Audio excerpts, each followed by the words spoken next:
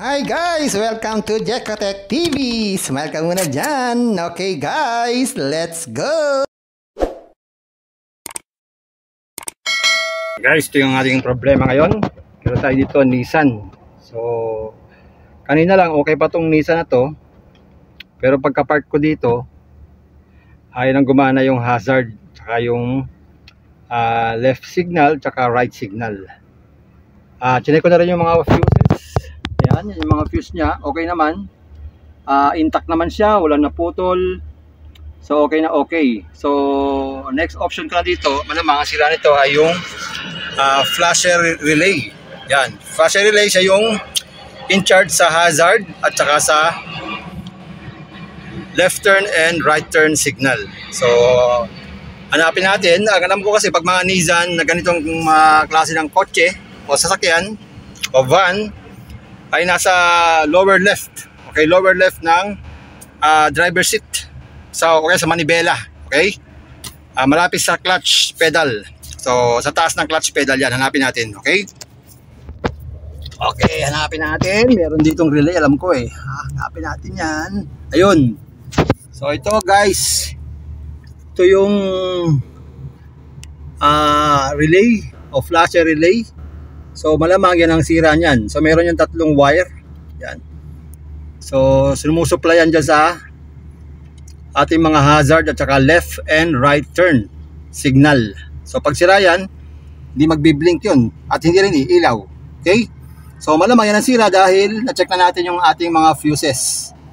So dyan nakakabit yan. Tatanggalin natin yan tapos papalitan natin. So madali naman tanggalin lang yan. First, tanggalin muna natin tong wire. Wire muna tatanggalin natin. Okay? So sa mga hinahanap yan, sa mga may trouble na ganyan, ayan, sa ilalim lang yan. Ito yung ating clutch pedal. Ayan, ito yung ating tatanggalin. Okay? So tanggalin natin itong connector muna. Yan. Yan. Okay. So ito yung connector niya. Pinipress lang to dito. Ayan o. Ito yung lock niya. Papansin nyo, ito yung lock. Yan. Yan. Pipress lang to para mabunot yung connector. So ito na yung ating papalitan. Pero bago natin palitan yan, i-double check muna natin siyempre. So tatanggalin natin yan. Okay, tanggalin natin. Ayan guys, natanggal na natin tong flasher relay. So medyo mahirap tanggalin siya, pero dapat itong bakal hindi natatanggalin to. Ito lang, ibababa lang natin to. Yan. Kita nyo, ibababa lang itong plastic na to, pag ganun, pahila. Kaya lang sobrang higpit eh. Kaya nag-decide na lang ako na tanggalin yung screw.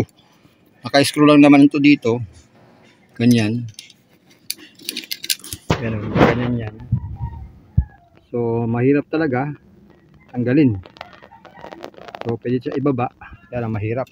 So tinanggal ko na lang siya. Ayan. So wala na siya dito. Wala na yan oh. Tinanggal na natin. Okay. Ayan. So ito na yun. Okay. So gagawin natin, testerin muna natin to. Kung ano bang problema nito. Kung sira talaga to o hindi. Okay, gagamit tayong tester. Kuha tayong tester. So ayan guys, pumasok tayo sa bahay. Para ma-check natin mabuti itong flasher relay. So yung value nito nasa gilid naman ng flasher relay nandito. Kaya lang, yan nakikita nyo ba? Kaya lang sobrang dark. Kaya pinagtsagaan ko ng basahin. At ang value niya na nakasulat dyan ay ito. Yan. Yan mismo yung nakasulat doon sa flasher relay. So yan yun. Nakasulat dito, yan yun. So yan yung value. So meron siyang 54 watts. Yan. Ang volts niya ay 12.8 volts. So yan yung value natin. Okay? So ayan guys, so yung collection nito guys, itong flasher relay natin, ito dinrawing ko na. Yan, so ito yung position niya, halos kaparehas naman. Ayan. So meron lang tatlong connector yan. O tatlong pin sa dalawa, tatlo. So itong una, ito lang sa taas, yan papuntang bulb. Ito namang nasa left, ay 12 volts yan. So sa kabila ay ground or negative. So tetestingin muna natin to bago natin palitan. Tapos, bago natin palitan, subukan muna nating i-repair. Baka mari-repair pa, sayang naman. Okay, sayang naman ng pera kung bibili pa tayo agad. So So gagawin natin, maglalagay tayo ng 12 volts dito. Tapos maglalagay tayo ng ilaw dito. Okay? So gagamitin natin ito. Meron ako dito. Yan. Ito. Ito yung pan-testing. May ilaw to. Yan. So kung wala kayong tester, kung meron naman kayong ganito, pwede nito pan-testing natin. Okay? So gagamit nito. Lalagay tayo ng kung wala kayong ganito, pwede kayong maglagay ng ilaw, yung ilaw ng mga sasakyan nyo. Lagay nyo lang dito. Yan, ibuhol nyo dyan. So, kung wala kayong ganitong tester, at wala rin kayong ganitong multi-tester, pwede naman mano-mano, wire lang. So, yung wire, lagay nyo dito yung wire. Lagay kayo ng wire dito. Dito. Tapos lagay nyo sa bombilya. Halimbawa, ito yung bombilya. Ito yung bombilya dyan. Yan. So, ito yung positive. Ito yung negative. So, yung positive, lalagay nyo dito. Yan. Tapos ito namang negative, papunta dito sa ground. Pwede nyo tap dito yan. Tapos, hanap kayo ng ground ng sasakyan nyo. Lagay ng wire dito, papunta sa ground. Okay? Ito naman, papuntang battery. Parang ganito lang yan. Kung may battery tayo sa sasakyan natin, ito drawing ko. Ito yung battery natin. Ito yung dalawang polarity. Positive and negative. So, positive, negative. Okay? So, yung positive, kabit tayo ng wire, papunta dito. Yan. Tapos ito naman negative, papunta dito. Yan. Okay? Tapos, itong positive ng bombilya, kakabit nyo dito. Tapos yung negative, dito. Yan. Okay? So, very simple. Okay? O, isa pa, para mas maliwanag. Okay? So, ito yung battery natin. Positive, negative. Yan. So, tatlo yung relay natin. Ito yung ating relay. Yan. So, yan ang connection. Tapos ito yung bombilya natin. Yan. So, ang mangyayari, kakabitan nyo ng wire ito. Ito positive, ito negative. So, magkakabit kayo ng wire dito.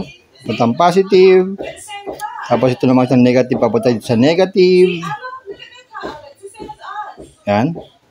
Tapos ito naman ito nasa gitna, papunta siya ng ilalim ng ilaw. Tapos another wire na naman papuntang negative. Yan. Ganyan po ang connection. Okay? Simple-simple. So gagawin na natin. Okay? So ngayon gagawin natin ay sa pamamagitan ng adapter. Yan. Kasi pinasok ko sa bahay. Itong adapter na to ay 12 volts din naman to. Yan, 12 volts. Yan o. 12 volts siya. Yan. DC. O, yan. So, pwede ito. Okay? So, gagawin natin. So, ayan guys. Nakolect na natin yung ating supply. So, ito yung negative. Ito yung positive. So, check muna natin kung meron na supply. Ayan, umiilaw siya, di ba? Okay. So, okay siya. So, dapat to, pag lagyan natin sa gitna, dapat yan ay magbi-blink. Magsisignal. So, dito lumabas, hindi siya nagbi-blink. Hindi siya nagbi-blink, oh. Sira talaga. Okay, so sila yung flasher natin. Hindi siya nagbi-blink. So, kailangan natin bumili talaga ng ganito. So, sira na siya. Kailangan natin ng replacement. Pero bago tayo mag-replace, i-check muna natin siyempre, baka naman magagawa pa. Okay, kasi wala, oh. Check muna natin yung loob, baka sakaling magawa pa. So, yan guys, bubuksan natin tong relay. Check natin kung magagawa siya. Ayan. So, ang ano pala nito ay IC. Ang loob pala nito. So, ang problema nito ay IC. Malamang. Kasi, buo naman yung capacitor niya. Oh. So, wala namang ibang parts, kundi relay. So, ito yung relay natin. Ilawan ko para makita nyo mabuti. Ayan guys, kinalas natin yung relay. Baka sakaling magawa natin. So ito pa rin yung connection. So ito yung ating test light. So dapat iilaw to pag nilagay natin dito sa gitna. Pero hindi siya umiilaw. Ito yung supply natin na positive. Yan, meron naman siyang supply. Kapag dito, dapat yan ay magbiblink. So hindi siya nagbiblink. So ibig sabihin, talagang sira yung ating relay. Ang problema, ang laman lang ng relay natin ay simpleng-simple lang. So ayan guys, ito yung ating laman ng ating flasher. So itong kulay black na ito yung relay. Ito mismo yung relay, ito yung tumutunog. Tik, tik, tik, tik. Yan yung tumutunog. Ito naman yung capacitor natin. So sa itsura pa ng capacitor, buo yung capacitor. No doubt yan. Ito naman ay wala tayong mabili. Subukan natin maghanap. Wala tayong mabili yan. Pwede sana natin palitan yan. Pero malamang, ang problema niya na itong IC. Problema itong IC. May mabibili tayo. Ang problema, hindi naman natin pwedeng hinangin basta-basta. Wala tayong panghinang na ganyang kaliit. At kung ating papalitan pa yan, medyo nag-assist din tayo, maganda, pili na lang tayo ng buo. Hanap tayo ng buong ganito. Papapalitan natin ng buo at malalaman natin. Pag pinalitan natin at gumana na yung ating hazard tsaka yung left and right signal, so talagang 100% sira itong flasher natin. So yung ating gagawin, maghahanap tayo ng buong flasher para sa ating Nissan. So ayan guys, talagang sira itong ating flasher relay. So, sinubukan kong i-repair pero hindi naman ma-repair dahil wala tayong parts na makuha. Okay? So, nag-decide tayo na bumili na lang ng bago. So, mahal yung original at wala rin tayong makitang original sa mga auto parts na ganito, klase. May nakuha tayo, ito, circuit brand. Kaya lang ito ay pang Nissan Sentra. So, iba itsura nito. Malaki. Yan, pakita ko sa inyo. At iba rin ang part number nito. Yan. So, pinagtsagaan na natin to. Kahit iba siya, kahit iba yung part number niya, palagay ko gagana to dahil parehas naman ang voltahe. Okay? Parehas ng voltahe siya. Yan. Parehas ng voltahe, 12.8 volts din. Ang pinagkaiba nito, yung laki. Mas malaki to kumpara dito. Pero susubukan ko rin pagkasyahin kasi mas maganda yan, nakatornilyo. Pero pareha sila ng pin, tatlo din. Ayan. Okay. So, medyo mura lang itong aking nabili. Kasi nga ibang ibang model. So, ang halaga nito ay 300. Chinek ko sa Shopee at Lazada, mga 230 lang pala ito. So, siyempre may tubo yung auto shop. Okay. So, susubukan natin to kung gagana to. Kahit iba itsura. Kahit yung ganito niya, yan o, iba yung side niya, di ba? Dapat pa ganyan yan eh. Yan, dapat dito to, iba siya. So, tatry na natin. So, ayan guys, nilagay na natin yung ating nabili.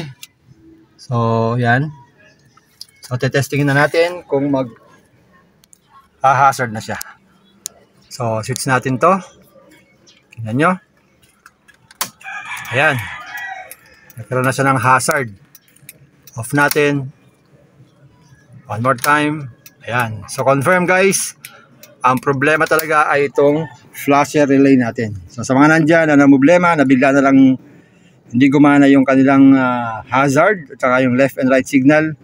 So be sure na check nyo po itong yung flasher relay at malamang ito po ang sira niyan. So sana natuto kayo sa ating munting tutorial about the flasher relay at hazard left and right problem. So hanggang sa muli. Bago tayo magpaalam, baka naman po pwedeng please click the subscribe button and bell button para naman ma-notify kayo kung meron akong bagong video. Bye-bye! Hi guys! Welcome to Jekotech TV! Smile ka muna dyan! Okay guys, let's go!